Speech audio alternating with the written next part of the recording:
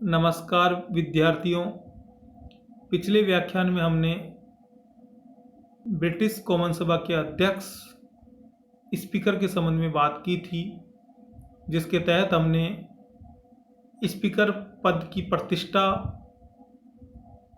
उसकी शक्तियां, उसके कार्य एवं उसकी प्रकृति के संबंध में अध्ययन किया था।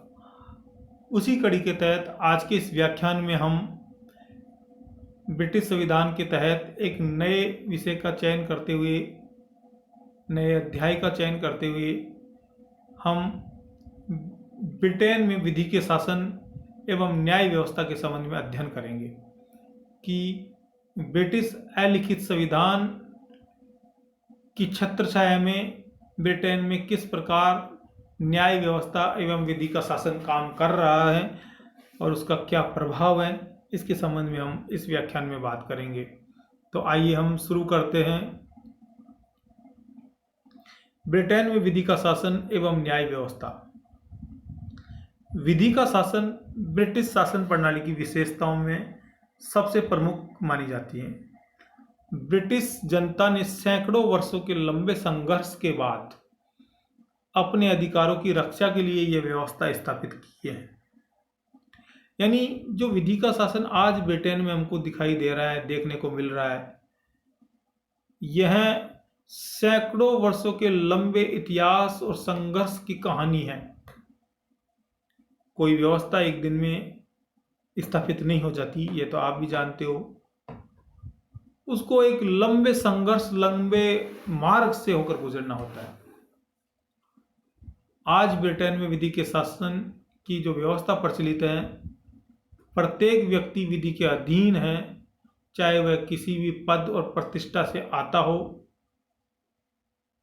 वहाँ न्यायपालिका स्वाधीन है, तो उसके पीछे वहाँ के ऐतिहासिक पुरुषों का बहुत बड़ा त्याग और योगदान रहा है। डाइसी, जो महान विधिवेता माने जाते हैं, उन्होंने कहा कि विधि के शासन से हमारा तात्पर्य केवल यही नहीं है कि इसमें कोई व्यक्ति विधि से ऊपर नहीं है, परंतु यह भी है कि प्रत्येक व्यक्ति, चाहे उसका पद और अवस्था कुछ भी हो, राज्य की साधारण विधि के अधीन है। वह साधारण न्यायालय के क्षेत्राधिकार के अंतर्गत आता है, चाहे वह प्रधानमंत्री हो या किसी साधारण से कार्यालय में काम करने वाला क्लर्क हो, सब विधि के अंतर्गत आते हैं। डाइसी ने अपनी प्रसिद्ध पुस्तक संविधान की विधि, लॉ ऑफ द कॉन्स्टिट्यूशन में विधि के शासन के 3 पक्षों पर प्रकाश डाला है। ये 3 पक्ष कौन कौन से हैं, देखते हैं। किसी भी व्यक्ति को तब तक दंडित नहीं किया जा सकता जब तक कि उसके द्वारा कानून का उल्लंघन नहीं किया गया हो और न्यायालय में उसका अपराध साबित नहीं हो गया हो। तब तक आप किसी व्यक्ति को दंडित नहीं कर सकते, क्योंकि न्यायालय उसके अपराध को साबित करेगा और न्यायालय उसके दंड की सजा निर्धारित करेगा, तभी आप उसको दंडित कर सकते। दूसरा, कोई भी व्यक्ति कानून से ऊपर नहीं हो सकता। सभी विधि के समक्ष समान माने जाएंगे, चाहे वह प्रधानमंत्री से लेकर साधारण व्यक्ति तक कोई भी नागरिक हो। सभी पर एक समान कानून तथा एक समान न्यायिक प्रक्रिया लागू होगी। केवल सम्राट ही इस विधि से ऊपर है। सम्राट को इस विधि से ऊपर रखने का तात्पर्य दूसरा है, क्योंकि ब्रिटेन में यह कहा जाता है कि सम्राट कभी कोई गलती नहीं करता है, क्योंकि वह जो भी करता है मंत्रियों के परामर्श से करता है, इसलिए उस पर आप किसी गलती के लिए दोषारोपण नहीं कर सकते। तो इसीलिए यहाँ प्रतीक के रूप में कहा गया है कि केवल सम्राट ही विधि से ऊपर है, जबकि वास्तविक दृष्टि से देखें तो अपने निजी मामलों में सम्राट भी विधि से ऊपर नहीं है। अगर सम्राट कोई चोरी करता है या कोई दूसरा जघन्य अपराध करता है तो वो भी विधि के अंतर्गत आएंगे, लेकिन ये प्रतीकात्मक रूप से। ब्रिटेन में विधि के मूल सिद्धांत उन न्यायिक निर्णयों पर आधारित हैं जो समय समय पर न्यायालयों ने नागरिकों की सुरक्षा के लिए दिए है। क्योंकि वहाँ कोई लिखित संविधान तो है नहीं, तो वहाँ जो न्यायालय द्वारा निर्णय दिया गए उन्हीं को व्यवस्थागत सिस्टम में शामिल किया गया, विधि के तहत जोड़ा गया और बाद में वह स्थायी विधि के रूप में नागरिकों के द्वारा अनुपालन करने योग्य बना दी गई। ब्रिटेन में संविधान नागरिकों के अधिकारों का स्रोत नहीं होकर उसका परिणाम है, यानी वहाँ कोई लिखित संविधान नहीं है, वहाँ जो विधि व्यवस्था निकली वह है न्यायालय के निर्णयों के अनुसार और लोगों की परंपराओं और लोगों की सहमति से निकली है। ब्रिटेन में न्याय व्यवस्था की विशेषताएं, आप लोगों को ये ध्यान होगा कि भारत के माननीय स्वतंत्रता सेनानी श्री गोपाल कृष्ण गोखले ने भारत में विधि की शासन व्यवस्था को लागू करने के लिए 7 बार ब्रिटेन की यात्रा की थी और उनकी एक ही मांग थी कि भारत में विधि का शासन लागू किया जाए। भारत में क्यों नहीं करते आप विधि के शासन व्यवस्था को लागू, और इसके लिए उन्होंने खूब संघर्ष किया। इंग्लैंड अपनी स्वस्थ कानूनी व्यवस्था एवं विधि के शासन के लिए विश्व में प्रमुख व्यवस्था मानी जाती है। उसकी कुछ प्रमुख विशेषताएं हैं जो इस प्रकार है। विधि का शासन, ब्रिटेन में प्रधानमंत्री से लेकर साधारण कर्मचारी तक सब एक समान विधि के अधीन आते हैं। न्यायपालिका की स्वतंत्रता, ब्रिटेन में न्यायपालिका अपने कार्य क्षेत्र में स्वतंत्र है, यानी वहां न्यायपालिका को स्वतंत्रता दी गई है, अपने कार्य क्षेत्र में स्वतंत्र है। उसकी स्वतंत्रता के लिए कई प्रकार की व्यवस्थाएं बनाई गई है। भारत में तो वैसे ही न्यायपालिका स्वतंत्र है और सरकार का तीसरा अंग है न्यायपालिका और स्वतंत्र है। और इसके साथ भारत में तो न्यायिक पुनरावलोकन की व्यवस्था हो रहा है कि संसदीय कानूनों की समीक्षा करने का अधिकार और दिया गया है न्यायालय को। लेकिन चूंकि ब्रिटेन में लिखित संविधान नहीं है तो वहाँ न्यायिक पुनरावलोकन जैसी कोई व्यवस्था नहीं है, पर फिर भी वहाँ न्यायपालिका को अपने कार्य क्षेत्र में स्वतंत्रता है और उसकी स्वतंत्रता के लिए कई प्रकार की व्यवस्थाएं बनाई गई है। पहली, न्यायाधीशों का चयन योग्यता के आधार पर। इन न्यायाधीशों का चयन एक निश्चित योग्यता के आधार पर निश्चित विधि के द्वारा सम्राट द्वारा किया जाता है और सम्राट प्रधानमंत्री की अनुशंसा से ऐसा करता है और प्रधानमंत्री भी लॉर्ड ऑफ जस्टिस की सलाह से ऐसा करता है। और लॉर्ड ऑफ जस्टिस भी एक निश्चित प्रक्रिया से गुजरकर पूरे देश से कुछ प्रमुख न्यायविदों को सेलेक्ट करके उनमें से किसी एक व्यक्ति, 2 व्यक्ति, 3 व्यक्तियों की न्यायालय में नियुक्ति की अनुशंसा करता है। तो एक बहुत लंबी और जटिल प्रक्रिया है जिससे ब्रिटिश न्याय व्यवस्था मजबूत भी होती है और ब्रिटिश न्याय व्यवस्था को गौरवान्वित भी करने में मदद मिलती है। जूरी प्रणाली, ये जूरी प्रणाली क्या होता है? जूरी प्रणाली को समझना होगा। पहले तो जूरी प्रणाली से तात्पर्य है कि जब किसी मुकदमे की सुनवाई 2 या 2 से अधिक न्यायाधीशों के माध्यम से की जाती है तो उसे जूरी प्रणाली कहते हैं, यानी कि जूरी बैठती है जिसमें 2 या 2 से अधिक न्यायाधीश होते हैं। तो ब्रिटेन में फौजदारी एवं दीवानी दोनों प्रकार के मुकदमों की सुनवाई के लिए जूरी सिस्टम को अपनाया गया है, यानी जूरी प्रणाली को अपनाया गया है फौजदारी एवं दीवानी दोनों प्रकार के मुकदमों की सुनवाई के लिए। संसदीय सर्वोच्चता, ब्रिटेन में लिखित संविधान नहीं है। वहां सर्वोच्च न्यायालय द्वारा पारित किसी भी कानून को संसद अवैध घोषित कर सकती है, अर्थात वहां संसदीय सर्वोच्चता का सिद्धांत लागू है। अब इसको वहां आलोचना भी की दृष्टि से भी देखा जाता है क्योंकि यह न्याय व्यवस्था की खामियों में गिना जाएगा कि वहां संसदीय सर्वोच्चता है तो सर्वोच्च न्यायालय को भी दबाने का काम संसद करती है।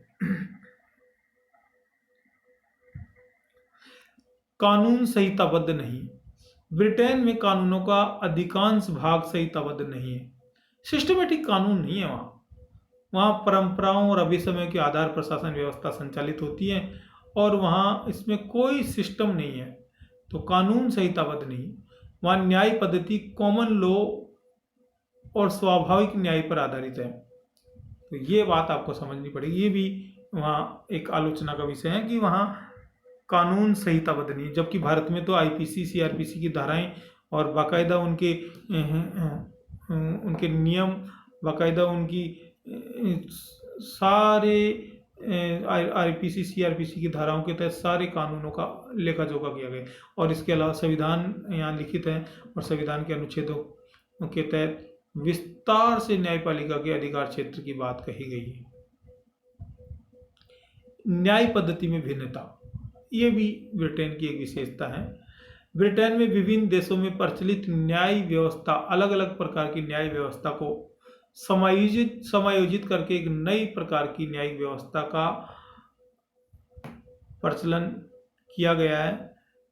नई प्रकार की न्याय व्यवस्था को संचालित किया गया है, जिसमें वेल्स, स्कॉटलैंड, आयरलैंड और इसके अलावा भी अनेक यूरोपियन देशों की न्याय व्यवस्था के अंश दिखाई देते हैं।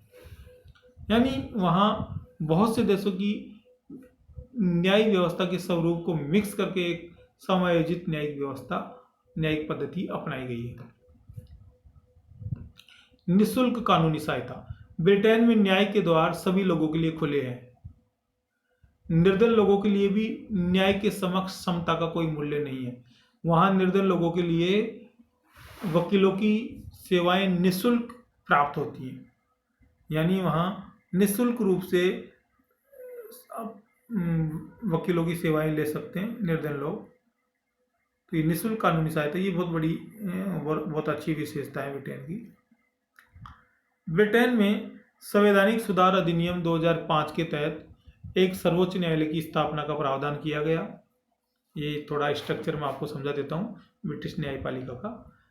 संवैधानिक सुधार अधिनियम 2005 के तहत एक सर्वोच्च न्यायालय की स्थापना का प्रावधान किया गया, जिसमें एक मुख्य न्यायाधीश सहित 12 न्यायाधीश हैं। इन सभी न्यायाधीशों की नियुक्ति साम्राज्ञी द्वारा की जाती है। साम्राज्ञी को न्यायाधीशों की संख्या घटाने एवं बढ़ाने का अधिकार है, किंतु वह संसद के दोनों सदनों की स्वीकृति से ही ऐसा कर सकती है। यानी न्यायाधीशों की संख्या घटाना बढ़ाना, ये जो काम करेगी अगर साम्राज्ञी, तो वो संसद के दोनों सदनों की सहमति से ही करेगी। इन न्यायाधीशों में से ही एक व्यक्ति को अध्यक्ष और एक को उपाध्यक्ष नियुक्त किया जाता है। मुख्य न्यायाधीश को लॉर्ड चीफ जस्टिस कहा जाता है। आप ध्यान रखिए, कई बार पूछा जाता है यह प्रश्न कि ब्रिटेन में मुख्य न्यायाधीश को क्या कहा जाता है। लॉर्ड चीफ जस्टिस कहा जाता है। ब्रिटेन में न्यायाधीशों की नियुक्ति के लिए प्रधानमंत्री साम्राज्ञी से अनुशंसा करते हैं कि इस व्यक्ति को न्यायाधीश बना दिया जाए, किंतु प्रधानमंत्री उसी व्यक्ति के लिए अनुशंसा करते हैं जिसकी नियुक्ति हेतु लॉर्ड चांसलर ने अनुरोध किया हो। प्रधानमंत्री भी हर किसी व्यक्ति की अनुशंसा नहीं करेंगे। लॉर्ड चांसलर जिसके लिए अनुरोध करे, जिस व्यक्ति के लिए, उसी की अनुशंसा प्रधानमंत्री करता है। और लॉर्ड चांसलर भी एक निश्चित प्रक्रिया से गुजर कर ही किसी व्यक्ति की नियुक्ति का अनुरोध करता है, वह भी अपनी मर्जी से नहीं करता। तो ये बहुत लंबी और बहुत जटिल और बहुत बढ़िया व्यवस्था है, जिसके तहत वहाँ छटनी करके न्यायाधीशों की नियुक्ति की जाती है। लॉर्ड चांसलर सर्वोच्च न्यायालय में न्यायाधीशों की नियुक्ति के लिए एक आयोग गठित करता है। आप देखिए कैसे वहाँ न्यायाधीशों को सेलेक्ट किया जाता है। लॉर्ड चांसलर सर्वोच्च न्यायालय में न्यायाधीशों की नियुक्ति के लिए एक आयोग गठित करता है, जिसमें सर्वोच्च न्यायालय का अध्यक्ष, उपाध्यक्ष एवं 3 अन्य सदस्य जो वेल्स, स्कॉटलैंड और आयरलैंड से आते हैं और उनका विधि विशेषज्ञ होना आवश्यक है, ये नियुक्त किए जाते हैं। और इन 5 लोगों के द्वारा, इस कमेटी के द्वारा जिस व्यक्ति की अनुशंसा की जाती है उसे लॉर्ड चांसलर प्रधानमंत्री को अनुमोदित करता है और प्रधानमंत्री की अनुशंसा पर सम्राट या साम्राज्ञी उसकी नियुक्ति करती है। तो ये प्रक्रिया आपको समझनी होगी और ये बड़ी मुश्किल प्रक्रिया है, लेकिन बहुत अच्छी प्रक्रिया है। आप लोगों ने मेरे इस व्याख्यान को बड़े ध्यान से सुना, इसके लिए आपको सभी को बहुत धन्यवाद। अगर आपको मेरा ये व्याख्यान पसंद आया तो आप इसे लाइक कर दीजिए, शेयर कर दीजिए।